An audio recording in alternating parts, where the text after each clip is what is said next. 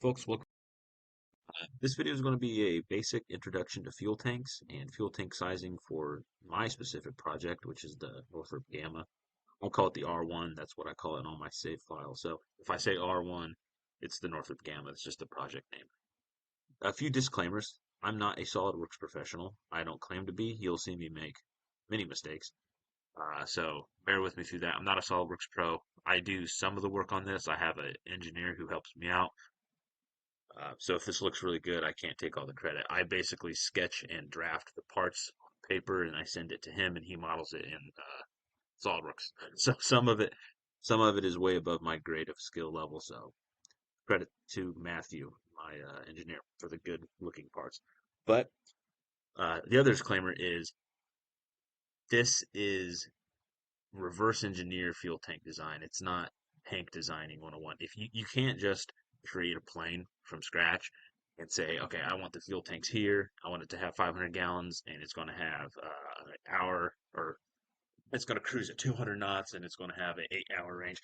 It doesn't really work like that. So this is kind of cheating. It's rough draft. It's just initial sizing. We're not actually building these tomorrow. We're just getting an idea of what the fuel tanks will look like. It's different if you're reverse engineering because this is already a known plane. It already has a known location and fuel quantity for the tank. So I can kind of just reverse engineer it. So jumping into it, there are 3 fuel tanks. I'll try to throw a picture up on the screen here. There's 3 fuel tanks located within the wing structure. The wing structure itself is a little bit different, and you notice there's 6 spars, which is unusual for the uh, designs at the time in 1930s. They're typically running 1 or 2 spars. Like the Lockheed Vega had 1 spar, which Jack Northrop also designed. But he he broke off from Lockheed and made his own company, Northrop Corporation, and then he went headfirst into multicellular wing structure design. So here's the wing structure you see: 6 spars, and they are connected to the fuselage via formers, and the fuel tanks literally just rest on the stringers. I'll show you the stringers here, maybe. These stringers are located, they're just stiffeners. They're not really stringers, they're stiffeners. And the fuel tank literally just rests on them, and they're held in place by fabric strips. And then there is fabric cushioning that buffers between the tank and the stiffener. And it's just kind of held in place by webbing. I'm not going to hold it in place by webbing. I'm going to put little attach flanges so they can lip onto the former back here. So let's get an initial size. We can see from that picture I saw where I showed you, there's 3 tanks. 1, 2, 3. We're going to run with fuel tank 3. This one here in the back. We'll start with that one first, and that's the biggest tank. The data sheet said it should hold 67 gallons. First off, 67 gallons is a lot of fuel for a single engine plane by today's standards. 67 gallons is about the entire fuel capacity of a 172. So one tank holding 67 gallons, that's going to be a big tank. That's got to at least be 3 to 4 feet long based off size dimensions. If it's going to fit in this little wing cutout section, it's got to be at least 4 feet long. So that's going to be a long ass tank. Also, this plane had the capacity of just wing tanks alone, 364 gallons. And then it had 2 additional fuel tanks up here in the fuselage behind the engine, which gave it a capacity of 608 gallons. That is a crap ton of fuel. 608 gallons times 6.7, rough estimation for the weight. That is, holy cow, that is the wrong way. That's 4,000 pounds of fuel alone. That is a lot of fuel. That is more than you ever need. So I'm just going to do the wing tanks. I don't need those center structure tanks. So jumping right into it. The tanks have no dimensions. The blueprints have been lost to history. So what we're going to do is sketch the interior dimension here from stringer, or I should say stiffener to stiffener, and then we'll create that sketch. We'll import it to another file, extrude it, and make it a tank. So we're going to select new sketch, draw on a line, and then you got to select the plane that you want to make the sketch on. Hit new sketch.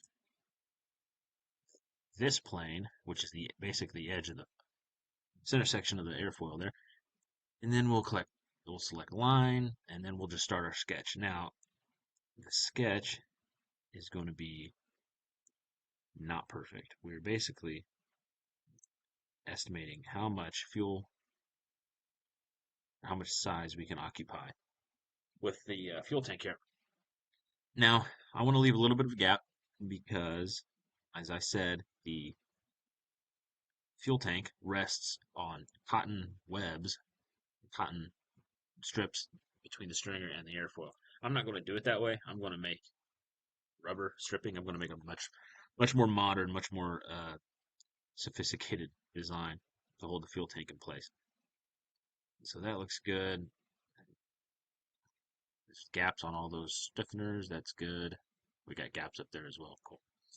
And as my save reminder says, yeah, save your work because SOLIDWORKS crashes. So we have our sketch. We have a rough estimate. Actually, I'm not happy with that. I'm going to fillet the edges. Basically, just going to round the edges off because I don't like how that comes to a 90-degree or greater than 90-degree edge. So we'll select that line, and we'll give it a 1-inch fillet. It'll basically just be 1 inches around the curve. That looks better. Select that to all of them here. All edges.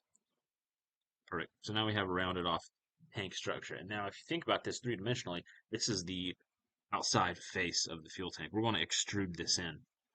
I'm going to close this off and exit the sketch. I'm just going to measure how far I can get away with running a fuel tank inward. So let's type up the measure tool, the command tree. We'll select this edge on this web because that's also the plane that we started the sketch on. So we could select from there. And another thing to keep in mind, there is no obstruction inside of the wing section as there would be here. So I can't just run a 60-inch tank because that's only like 45 inches. So I'm just going to see if I can get away with, let's call it, to this stringer, but that depth. And I can do that by just selecting this face. Now it'll do the math for me and tell me it is 60 inches in, it is 48 inches over, and the hypotenuse of that is 77 inches. So I can make a fuel tank that is at least 60 inches long. So that's a good starting point. We'll run with 60 inches. So the close measure feature, we will pull up our sketch, edit sketch, we'll go back into it, and we'll create a copy. Where's the copy at? We cannot create a copy. We're going to highlight. We are now going to go create a copy. Copy. Yes, we want to do it. Let's do it. Control C. We'll open up a new folder, a new part. That's not new. That's new. New part. And then along the right plane, we will create a sketch and we'll import that sketch. Now this one is the edge of the fuel tank that we just made in the other model. So we're now going to extrude, which basically just means turn a two-dimensional sketch into a three-dimensional part. So we're going to bring it out, and now I'm just going to assign it a dimension of, let's do 65 inches. Let's do a 65-inch long extrude. That creates a pretty good sized tank. And there you have it. For all you home builders out there who might be looking on what material do I make a fuel tank out of, it is recommended amongst the home building community, amongst light planes that is, 5052 aluminum. 5052 is a good fuel tank alloy to use. And the H32 is the heat treatment rating. So H32 is the quarter hard. And you can see H34 and onward is half hard and upwards. So I'm just going to run H32. That's good. Apply. That'll change it into a metal structure. And now we need to create a tank out of it. Because right now, if I just hit mass properties, you'll see this is a 1,300-pound chunk of aluminum. So let's hollow it out. We're going to hit the shell feature. What a lot of people tend to do, and what I did for the first month trying to figure out how to make a tank, is you just select your wall dimension, your wall thickness, so 0.05. 0.05 because 0.05 is weldable. I want to weld these tanks. Select your sidewall thickness and don't select the body. If you want to hollow out, or don't select the face. If you want to hollow out a body and you don't want any of the faces removed from your body, just don't select any and then just hit OK. And you'll see that works a lot better. hit mass properties. You can see we now have a 20-pound tank, and this is the next issue. SolidWorks doesn't recognize that you want the volume of the interior. It is giving you the volume of the body itself. So with that 0.05 sidewall thickness, it's telling you the body itself occupies 207 cubic inches of space. So what we need to do is create a digital mold and cast and tell SolidWorks to give me the inside dimension. What we're going to do to do that is create a new sketch along a face. Let's just select any face. Select the rectangle feature and then cover the entire body with the new sketch, and then extrude that sketch to encompass, let's go the other way, to encompass the entire fuel tank. And I can bring this back because I actually don't need that much. With a highlighted rectangle, I can see my body is completely covered, and I can hit merge result, deselect that. If you don't, it will make it one solid mass, and you can't work with that. So you need to merge result. Doing that, we'll click OK, will give you a solid body, two solid bodies. You're now working with a multi-body part here.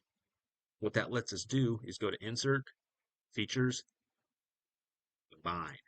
If you did it wrong, you wouldn't have the ability to combine. That'll be boxed out. You can only combine if you have a multi-body design. So we'll hit Subtract. We want the subtract operation, and we want to subtract the exterior from the interior. So if the bodies to subtract, we'll have to go to the flyout design tree. Under solid bodies, we'll select shelf 5. And you can see that is giving you a good subtraction, so we'll hit OK. SolidWorks asks, which body do you want to keep? Well, let's select body 2, which is the inside, which is kind of what we want, or body 1, which is the outside, and we don't want that, but we want the inside. Now we have the interior volume of the fuel tank. But we have a issue because this thing thinks it is still 5052 aluminum. So now we can go back and edit this material. SolidWorks doesn't have a Jet A fuel type. It doesn't for your materials, so you're just going to have to go to non-metals, water. Close enough. Water, I think, is 6 pounds per gallon, and fuel is, no, water might be heavier. Water might be like 7.6. Fuel is 6.7 pounds per gallon, so it's close enough. But now you can see we have an interior volume for the fuel tank. If you did the math, you'll see that 0.05 inches has been subtracted from all edges, and now this is just the inside of the tank. At mass properties, you can see this mass, if it was water, weighs 490 pounds. If it was fuel, it would be a little bit lighter because fuel weighs less than water. But you can also see we have 13,577 cubic inches. I have no idea what that is in gallons off the top of my head. We'll go to Google, put that in there. We got 58 gallons, which is pretty good. It is about 9 gallons off of what I originally estimated. So I might be able to stretch it out and call it a 70-inch fuel tank. I might be able to make this a little bit larger. So first rough draft of the fuel tank, it needs to be at least 67, maybe 70 inches. And another couple things about fuel tanks is they cannot have a fuel pickup, that is, or you shouldn't design it. It's a pretty bad tank. If the fuel pickup is located on the bottom of the tank, you want it to be elevated a little bit. I'm going to select a sketch just to show you. Holy cow. The fuel tank pickup should be right about there. We call it a 1/2 inch size fuel line. Your pickup should be elevated from the bottom of the fuel tank. Otherwise, any contaminants, water, or dirt debris that gets into the fuel will settle and go into your fuel lines, and that's not what you want. Also, what you'll need is a low point in the fuel tank. So you can create a low point by getting a hammer and banging it out, or you can just model a dip. But from that dip, you'll want to put a sump, which is basically just a downward facing one-way valve for you can sump fuel out of and check the quality before you go fly. And you'll also need a filler like up on top. And I'm not gonna waste your time making all these features. but we'll extrude this off, call it an inch. That will be your fuel pickup right there. You'll need a filler neck on the top, so we'll extrude something along the top here. Let's call it 2 inches because it's a small filler neck. We'll extrude that up 2 inches. And now you'd hollow that out to create a fuel cap, and then you'd hollow that out to create threads for a fuel line, and then you need to create a low point for the fuel sump. But that is essentially Fuel Tanks 101. Make it a good material. Uh, 5052 is a good aluminum to use if you want a metal fuel tank. The quarter hard is also a good hardness for heat treating. If you create a sidewall thickness of 0.04 or 0.05, those are weldable sidewall thicknesses. Anything less than that, you're going to not be able to weld it. You could use rivet. You could rivet 0.032 sidewall thickness, but then you'll have to use like sloshing compounds and you'll have to weld over the rivets anyway, so you might as well just rivet the dang tank anyway. Or weld, might as well just weld the tank anyway. But you're more than welcome to rivet, but then you gotta weld and use sloshing compound anyway. So I'm gonna weld these, and you'll need a filler neck for the top to fill the tank up with. You'll need a fuel pickup line that is elevated from the bottom of the tank, and then you'll need to create a low point on the bottom of the tank for the sump. You always want to sump fuel from the lowest point of the fuel system, because that's where all the dirt debris will settle in the fuel as well. Another thing I forgot to talk about are fuel tank baffles. Your fuel tank will need a baffle. Super small ones probably don't need that big of a baffle, but this tank is at least 4 feet long, so it definitely needs baffles. It will probably have a baffle every 12 or 18 inches. And a baffle is basically just a metal structure inside that has holes cut because you obviously want the fuel to still transfer back and forth, but it is a structure integral inside the tank that prevents the fuel from sloshing around. In other examples that people use, uh, as long as they have holes so they can still transfer back and forth, this person just welded in sheet metal with holes in it. This person uses plastic wiffle golf balls. Oh my gosh. That looks more legit. That actually looks like it's kind of designed. Ball baffle system. This guy just put plastic wiffle balls in there. Of course, it's Mopar. It's always Dodge and Chrysler guys doing weird stuff. But airplanes can't do that. Obviously, do not do that for an airplane. You need to weld sheet metal inside, and it's important that you make gaps along where the metals meet at a 90-degree angle. If you don't, otherwise fuel will collect on the extremities and it won't run towards the fuel pickup. So this guy did a really good job baffling his fuel tank, and you can see there's edges that are on the sidewall where they meet, so fuel can still run throughout the tank. This is my baffle I created. It is basically just a Swiss cheese model, and it's a one size fits all. So you'll just stamp this out, and then you just cut the fuel tank. Let's see if I can do it. You'll just cut the fuel tank um, shape out of it, and then just stick it inside the fuel tank. And you can see at any point, if I designate this line right here as the base, any shape I cut out of this is going to meet the necessities to have the bottom of the tank open. Come on, that face. So if I stretch this out, goodness gracious me.